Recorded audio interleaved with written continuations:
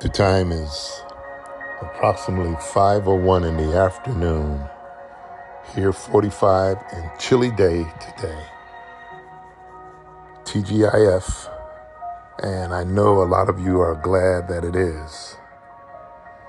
And here we are again, coming to you here on Anchor by Spotify. This is Seth Moore coming to you again with a follow-up podcast to the previous podcast we've done on last night.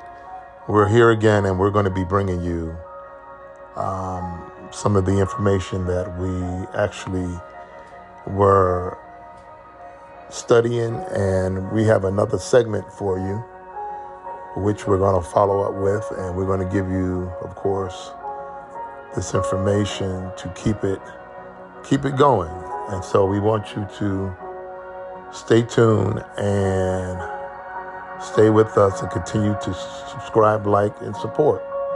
Because we look for you to support, because we believe that the information that we're bringing you is relevant and that is critical, and that also the information that we bring you, it is you. And so knowing thyself is of the utmost importance. So this is why we bring you this information. And we want you to keep on subscribing. We want you to keep on listening as we bring you this information. So give us a moment and we're going to dive right in.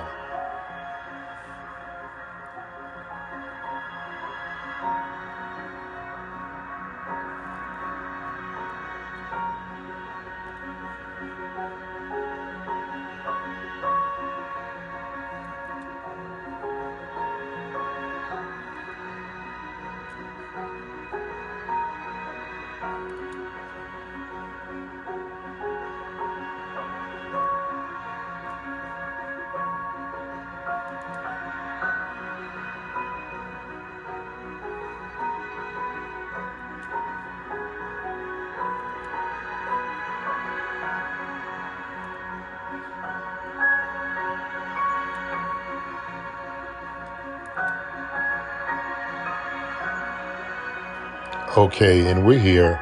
Well, before we dive in, before we go forward, we just want to mention some things, because we were talking about the concept of superheroes. We brought you the concept of the different deities, and all this is, we're all still talking about the hero of black gods, and all this is tied into this. And we want to say before we get started that there is, as you're probably aware of, there's so much going on in the world that there's an uptick, and there's a surge in black, anti-black, I should say, anti-black sentiment. And there is a lot of consternation around the globe concerning this anti-black movement, so to speak. And the reason why I say that is because if you're spiritually aware of what is actually taking place and what is going on, it is because of your black prowess, your black connection to the universe and to the Creator. And so this is why I always stress about keeping your vibration high, keeping your frequency really high, so that you can be attuned to what is actually going on in the universe and on the planet. And the only way to do that is to actually stay spiritually connected. Be connected to that divine proportion, the golden ratio, that sacred geometry, as we talked about. And there is a concerted effort, and how we often say, you're not going to move me off my spot. You know what I'm saying? And that's what it's actually trying to take place. Not trying, but it's actually taking place. And so this is the reason why when I mentioned about, you have this president in Tunisia now who's saying that black Africans are trying to change the demographic of, and I think I mentioned this on the last podcast, of that particular region, that particular area, which the area has always been black.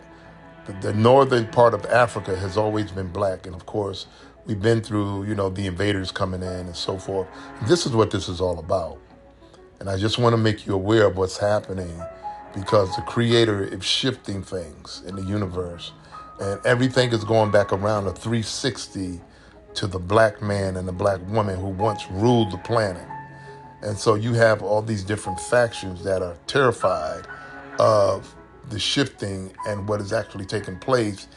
And they're doing everything by any means necessary to impede that shift, which they're not going to be able to do, of course. So this is what is happening. And I want you to be spiritually aware more than anything of the spot that you're on so you can keep your vibrations high. Okay? So today, connected to the discussion, and I guess I can call it a series of what we've been actually discussing and talking about.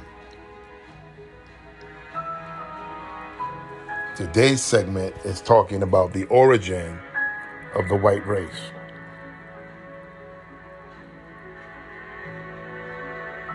Okay, because last night we talked about the plagiarizing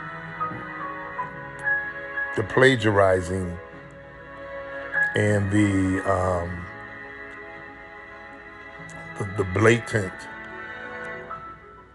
appropriation of these black superheroes and how that, from time of millennia and even when we were younger, and all this was mentioned before about these stories and how 70 years ago, Hollywood was creating these mystical stories about these superheroes whom at the time happened to be white, but they were borrowing these heroes and these legends from the continent, from the black continent. And of course, all the black gods in antiquity were woolly-haired black people, as we mentioned before.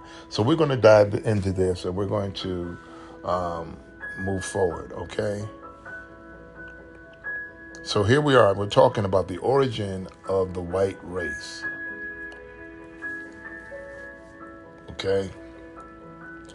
And it says, the white man has gone to extreme lengths to distort and demean black people when it could have been easier to simply ignore them altogether.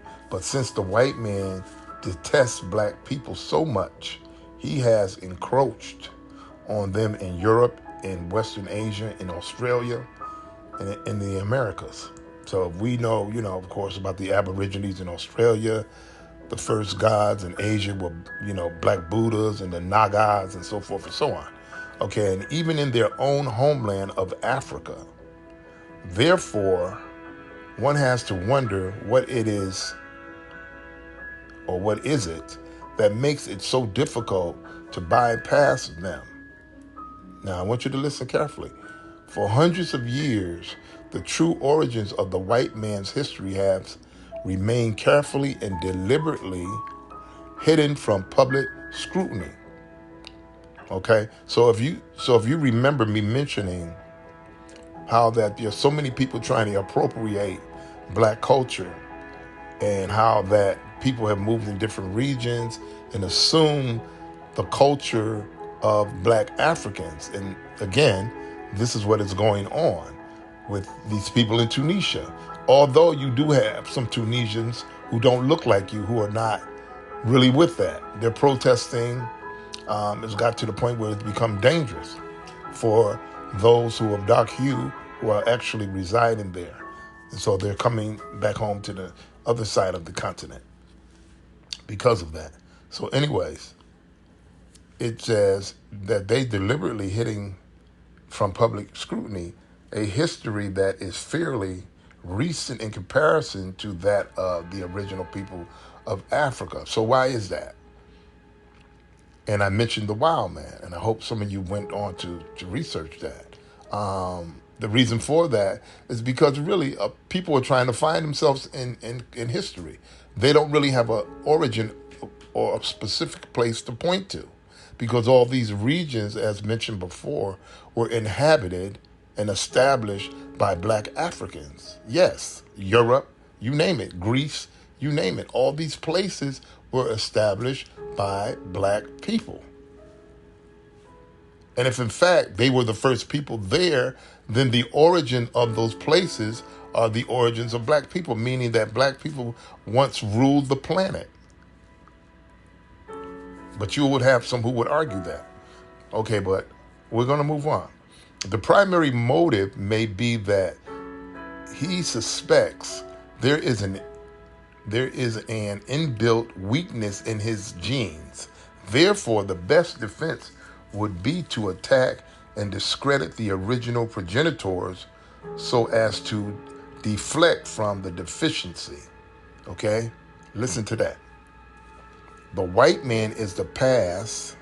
The white man in the past has been and still is very embarrassed and defensive about his ancestry, which began as a result of the albino in Africa, who are the offspring of African parents banding together and journeying to North Asia around 50,000 BC as part of a second migration wave. Take a look at these photos of a black Brazilian woman, okay, whose husband is also black, and they have 5 children, 3 of whom are albinos. That is white. So it shows that. And obviously you can go on and you can do the research yourself. And there are some black women, of course, and all black women have the Eve gene. So it means you could produce white babies as well as black. Okay. But you know, there are many different stories that, because you have the story of Yakub when it talks about how that the splicing of genes really was the development of what we call the Caucasoid race of today. So there are different stories. And then you have, of course, you have the story within the Bible when Gehazi disobeyed, I think it was Naaman the prophet. And he was so greedy for money that, and so it kind of, when you kind of parallel these stories, it kind of makes sense. He was so greedy for money over anything else that the curse of whiteness was put on him. So for those of you who have been pushing that story for eons and centuries that the black man is cursed with dark skin. No, dark skin is the skin of the gods. So, we need to quit that. And so we'll find out what the Egyptians thought about pale skin. So it talks about the photos on the left, okay, and also shows Nigerian family in London with their 3rd child who was born white. The white race has sought to dismiss the origins of its own civilization, which really originated from the black culture of Africa, by falsely claiming it as Greek in origin, while setting out to degrade African and everything black. By so doing, they attempt to avoid facing the true origins of their white skin, which is a mutation and genetic deficiency.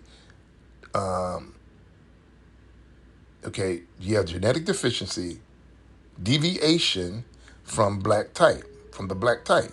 So yes, white skin is a genetic deficiency. There's nothing superior about it, and they've been pushing this narrative for forever that white skin, no, it's not. It's not. And it's not. Because and the reason why it's not is because of the way you act. You have a deep-seated inferiority complex by your actions and by the way you act. You can't be superior over the majority of people on the planet who happen to have dark hue. So who's wrong? Is it God that's wrong, or is it you?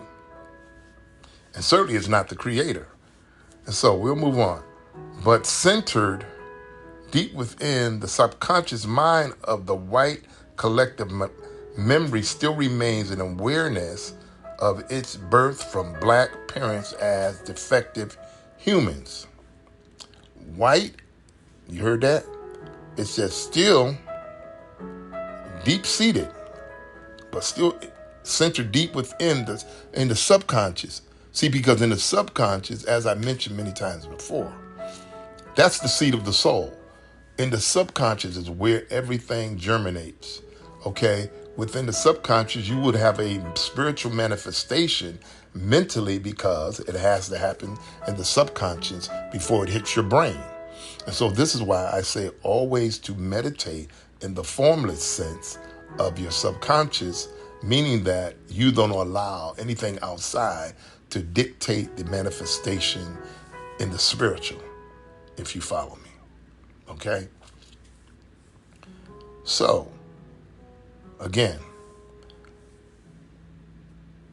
this subconscious mind of the white collective memory still remains the awareness of its birth from black parents as defective humans, as I read. Whites, as a result, could neither admit that they received their knowledge from the ancient blacks of Africa, nor that all they made by nature, all they possess,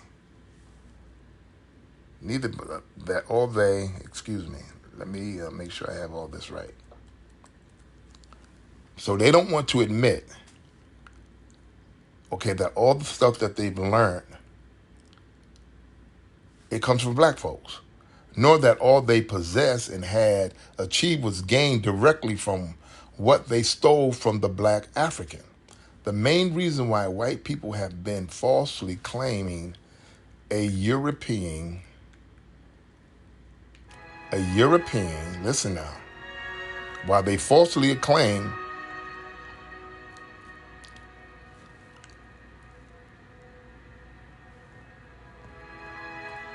claiming a European origin was because for several centuries they had been spreading false stories of white superiority and black inferiority. This is what it's been about all the time. They've been spreading false stories of white superiority and black inferiority and had created the institution of racism, which was previously unknown to the world.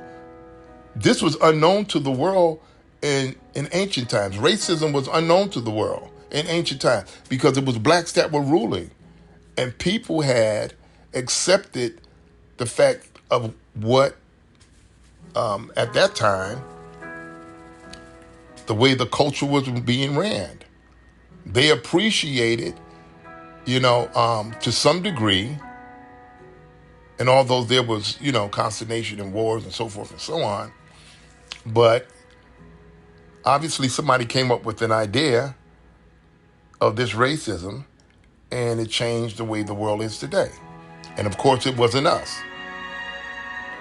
And they had to create this institution, listen now, of racism. They created the institution of racism, which was previously unknown to the world. It was previously unknown, but had evolved into one of man's most deprived creations.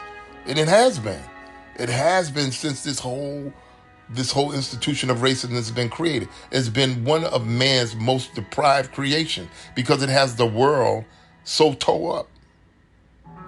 Just a whole destructive mindset of how the world is run. And so that's why now we're seeing these ships in the sky, because they're our ancestors. They're surveying and they're telling them, y'all need to quit what you're doing because we about to be back here and we're going to set the record straight. So that's what they're saying. So you have these people who are so warped in their thinking. Think about this. You want to be evil. Now think about this now. You want to be evil and you want to do all of this destructive stuff that has the planet so unbalanced in every way.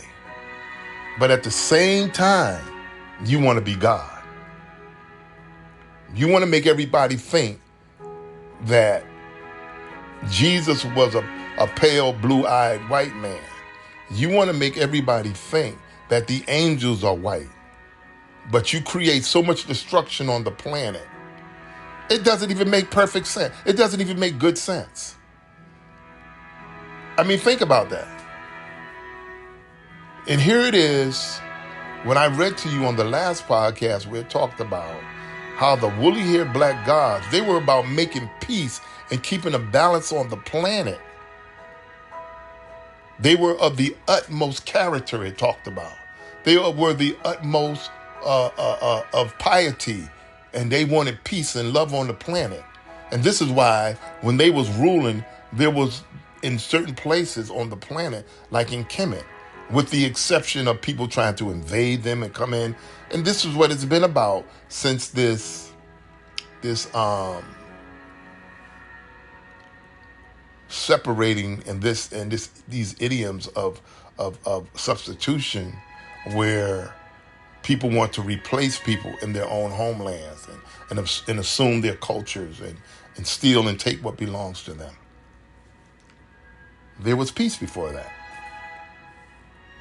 And in some regions, there were never peace. I'll mention that as well. Okay, so they wanted to falsely claim this narrative and these stories of superiority versus blacks being inferiority, and had created the institution of racism, as I read, which was previously unknown to the world, but had evolved into one of man's worst deprived creations, a system of horrific treatment designed to scorn and abhor black people. This may have resulted from the old memories of the way blacks treated them when they were still in Africa because of their skin condition known as albinism.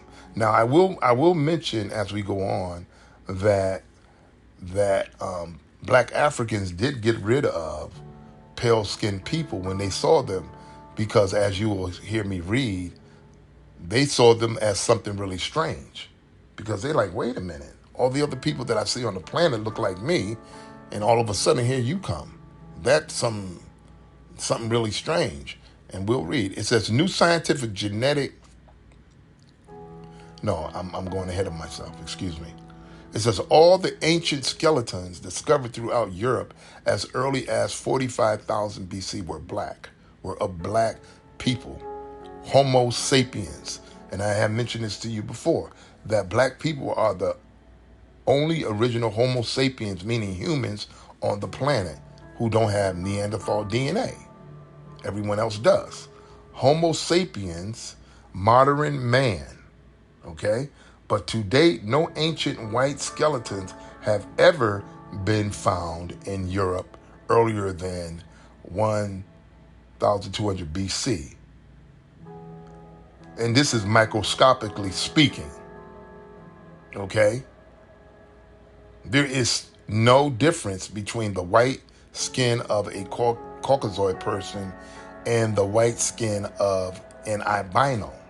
Black people with albinism usually have deep, bright yellow hair,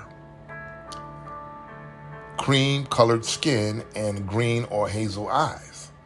New scientific genetic information obtained from the Human Genome Project, which is an international attempt to decode the information embedded in the human genome, and confirmed by scientists in the East Room of the White House on June 2000, stated, we all evolved in the last 100,000 years from the same small number of tribes that migrated out of Africa and colonized the world.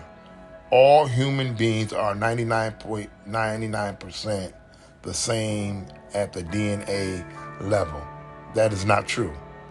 That is not true. So that's where they made a mistake. So now with this science being done, and them saying that that all human beings are 99.99% the same at the DNA. That's not true, because it's been studied more fluently that black people are the only humans on the planet because they don't have Neanderthal DNA.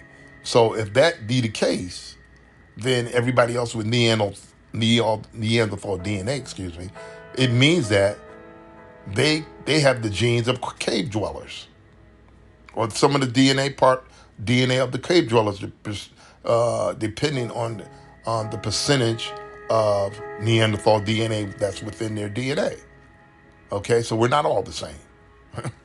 The word albino comes from the Latin root albus, meaning white, but it can also mean blank, as in devoid of color or features. The word was coined around 1660 to mean white Negro. Balazar Talis, that's his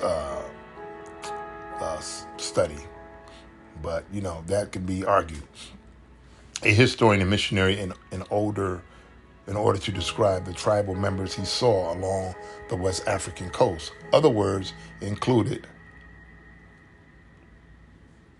and this is a Leocophthrope.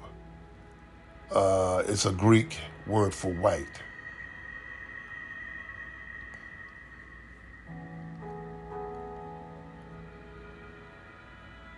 And I think it's Leocopi or something like that. I don't know. And it talks about, or these Leocopians, meaning white Ethiopians, and they talk about the Albinos were also called moon children because they had to avoid being exposed to excessive direct sunlight. Therefore, they usually only came outdoors during the night. Another word used was Dundas, meaning ghost or spirit. That is a body walking around without a soul. Now, this is what a lot of the ancients believed, okay? Black parents, unable to explain why white-skinned children would appear in their offspring, became suspicious and believed that albinism was a punishment from God, and that the child was with an albinism curse, or was an embodiment of sin. So they began separating the growing number of white-skinned offspring from the natural black-skinned population.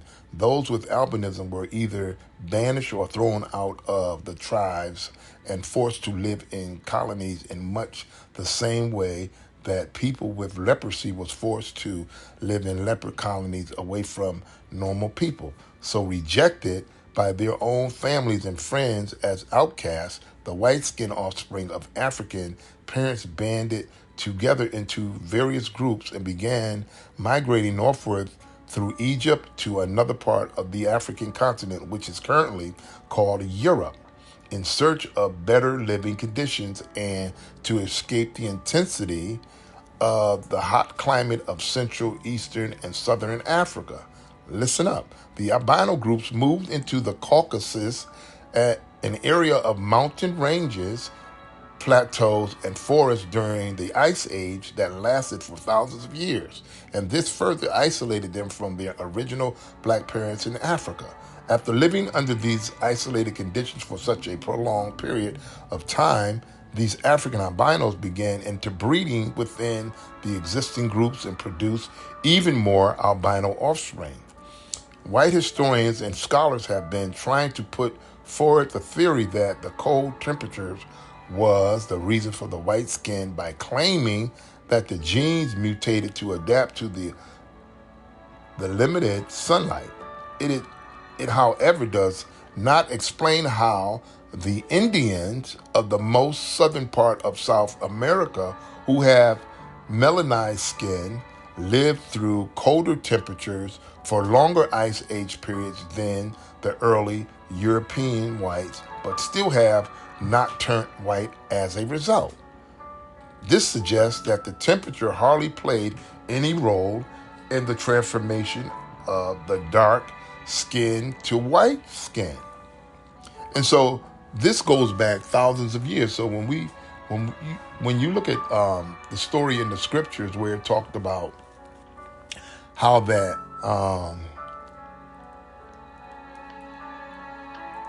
who was it that Rachel that had the sons, Jacob and Esau. They said one was red and hairy, and the other one was smooth.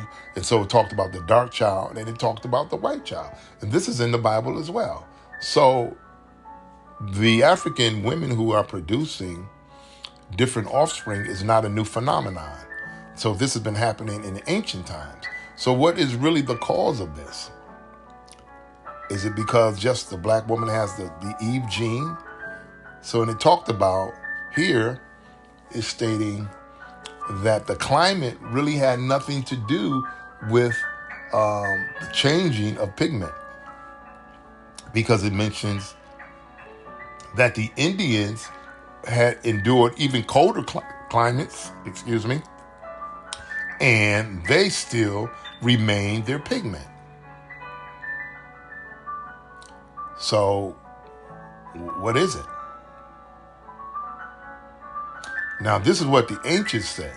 The ancient black people of Egypt classified white people as the devil race. I ain't say that. That's what they did.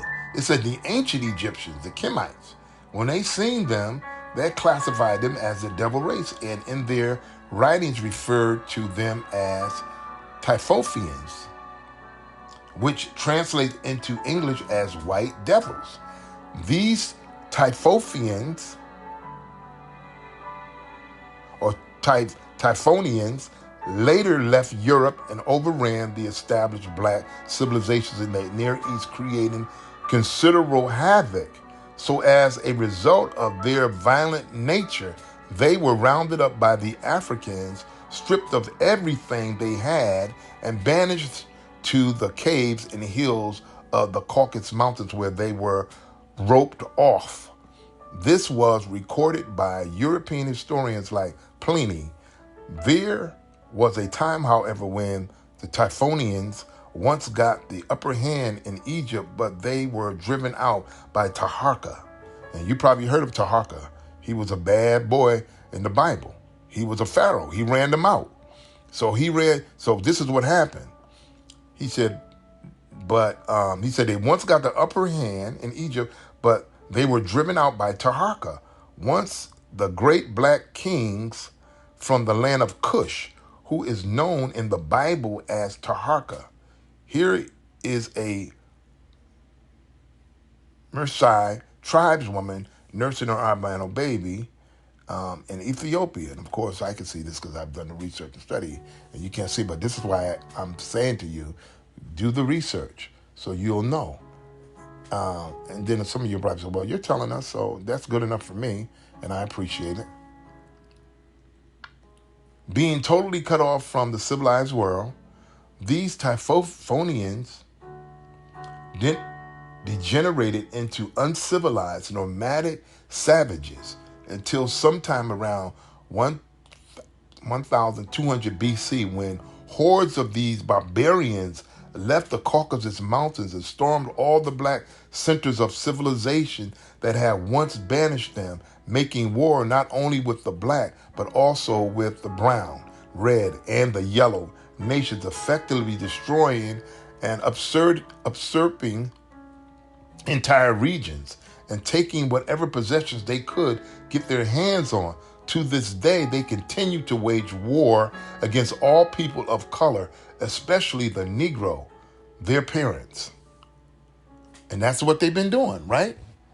That's what they've been doing, y'all. It's not lying. This is what has been happening since time and millennia. They've been waging war on all colored people. And it said here, what did it say? It said especially black, especially waging war against all people of color, especially the Negro, their parent.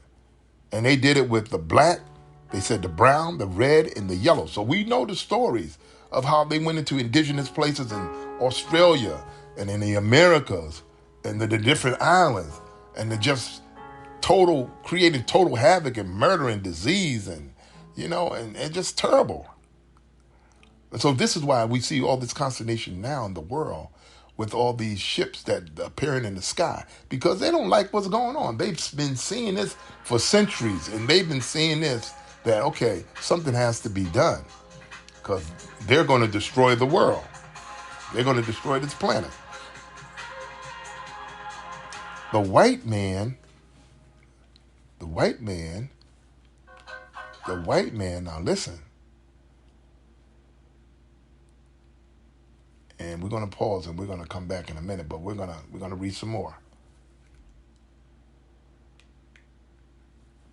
The white man entered Europe as illiterate horse nomads who could not and did not begin to record. Listen to this carefully.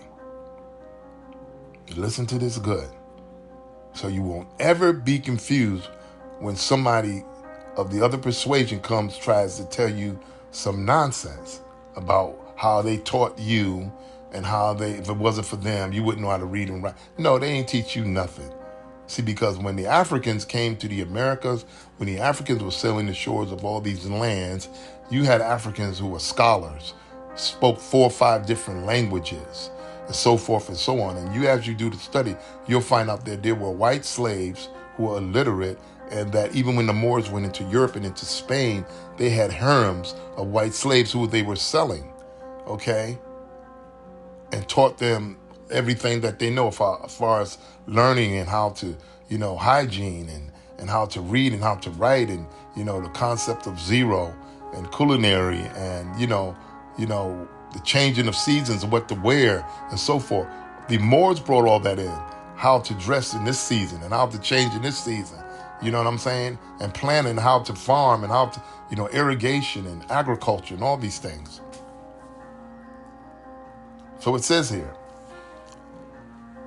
reading again, the white man entered Europe as an illiterate horse nomads who could not and did not begin to record his history until he had first absorbed all the knowledge of the conquered blacks in Europe.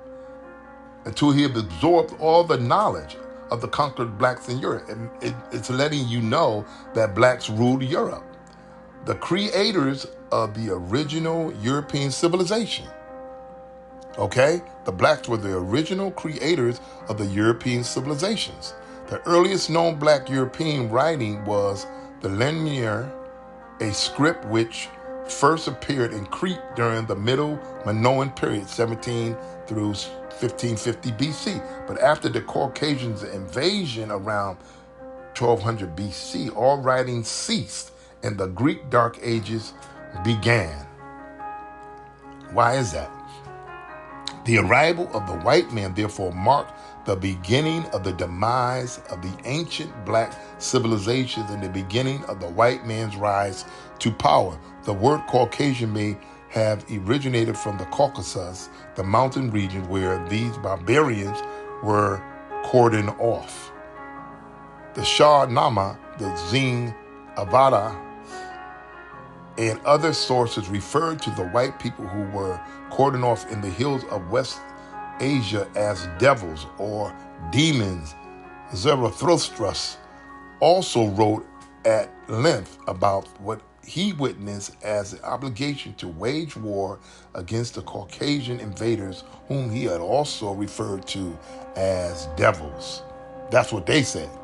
That's what they said. We ain't say it. I ain't say it. They said this. And I'm just reading it to you.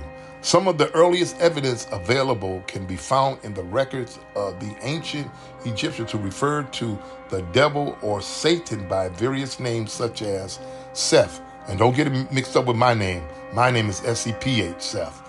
This is Seth according to Kemetic legend and theory, and that's spelled Seth. Typhon and Apophis, which were some of the more common terms used. They said, well, your name comes close. I said, man, go ahead somewhere with that. Okay. Anyways, just a little jokey joke. Throughout the writings of the ancient Egyptians, the white race was known as the people of Seth, Seth, or devils. The Egyptian priests Manetho also referred to these white people as I read earlier, Typhonians, which translates to devils or demons. Diodorus likewise spoke of a section of foreigners who were driven out of Egypt, describing them as men the color of Typhon, which you know by now. G.A. Wainwright, in his book, The Sky Religion in Egypt, wrote about the discovery of fragments from an ancient Egyptian text in which the Typhonians, or followers of Seth, were referred to.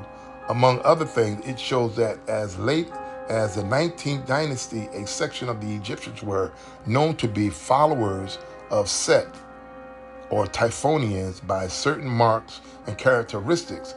These marks and characteristics that set apart the Typhonians, or devils, from the original black people of Egypt were the hair and the pinkish or red color of their skin. The red men, or Typhonians, in Egypt were white people who were sacrificed by fire for the good of the people. Of such is, it is said, the God in him is Seth. Another damaged sentence refers to the red man and his hair. So this is what it talks about in the wild men, when I encourage you to go check that out. The wild men, because they used to grow hair all over their face and bodies like a wolf. You know, they look like a straight beast. And so this is why I tell you, and you can check this out in Genesis 25:25, where it talks about the red and the ruddy. Okay, and so these people were given up because of this. And it says even some of the Egyptians at the time were, see, and this is so important, y'all, because, you know, the problem is some of us, we buy into that devil worship. So we can see that today. So when we look at entertainment, you have some people who they're going to join in the party because they rather go this way. They would rather go to the left than to follow the path of life.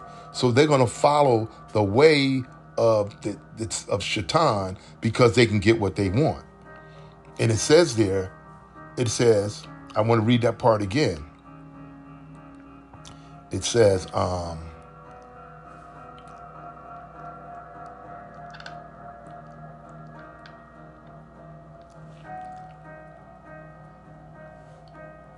okay, give me 1 second. It says, these marks and characteristics that set apart the Typhonians, or devils, from the original black people of Egypt were the hair and their pinkish or red color of their skin. Okay, and it says, among other things, it shows that as of the 19th dynasty, a section of the Egyptians were known to be followers of Seth, of the Typhonians, by certain marks and characteristics. So you look at some of the marks that people have now that are following the Typhonian motto, or Set, which stands for devils or demons. You look at some of these people now who have a certain mark on them in entertainment, how they've sold their souls to Typhonians and these devils. You follow what I'm saying? And so that's what's going on. So we're gonna pause, and we're gonna be right back with more of this. So stay with us. We're not going anywhere. Don't you go anywhere. We'll be back in a moment. Stay with us.